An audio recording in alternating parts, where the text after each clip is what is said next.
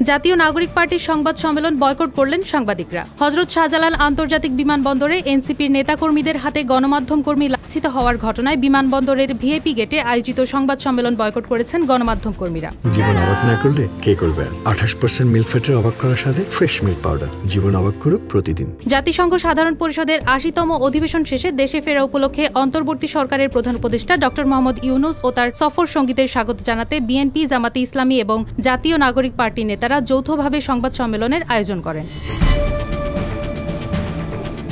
সংবাদ সম্মেলনে বিএনপি নেতা হুমায়ুন কবির ব্রিফিং শুরু করলে এনসিপির নেতাকর্মীরা উচ্চস্বরে স্লোগান দিতে শুরু করেন। এক সাংবাদিক তাদের থামতে অনুরোধ করলে এই অনুরোধকে কেন্দ্র করে এনসিপির কয়েকজন নেতাকর্মী সাংবাদিকের উপর চড়াও হন এবং লাঞ্ছিত করেন। পরবর্তীতে এই ঘটনার প্রতিবাদে সাংবাদিকরা সংবাদ সম্মেলন বয়কট করে অনুষ্ঠান স্থল ত্যাগ করেন।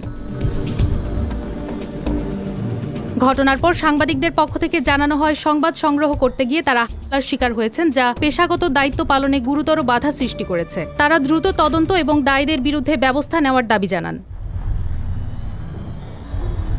অন্যদিকে রাজনৈতিক মহলে বিষয়টি নিয়ে সমালোচনা শুরু হয়েছে। বিশ্লেষকরা মনে করছেন, এমন ঘটনা গণমাধ্যমের সঙ্গে সম্পর্কের ক্ষেত্রে নেতিবাচক প্রভাব ফেলতে পারে। সাংবাদিকদের উপর হামলা বা লাঞ্ছনা মত প্রকাশের স্বাধীনতা এবং গণতান্ত্রিক চর্চার জন্য হুমকিস্বরূপ। প্রসঙ্গত, গত 23 সেপ্টেম্বর ডক্টর মোহাম্মদ ইউনূস জাতিসংঘ সাধারণ পরিষদের অধিবেশন ও অন্যান্য উচ্চ পর্যায়ের বৈঠকে যোগ দিতে ঢাকা ত্যাগ করেন। তার সফর সঙ্গীদের মধ্যে ছিলেন বিএনপির মহাসচিব মির্জা ফখরুল ইসলাম আলমগীর, বিএনপির ভারপ্রাপ্ত চেয়ারম্যানের পররাষ্ট্র বিষয়ক উপদেষ্টা হুমায়ুন কবির, জামাতে ইসলামীর নায়েবে আমির সৈয়দ আবদুল্লাহ মোহাম্মদ তাহের, এনসিপির সদস্য সচিব আক্তার হোসেন এবং যুগ্ম আহ্বায়ক ডাক্তার তাসনিম জারা।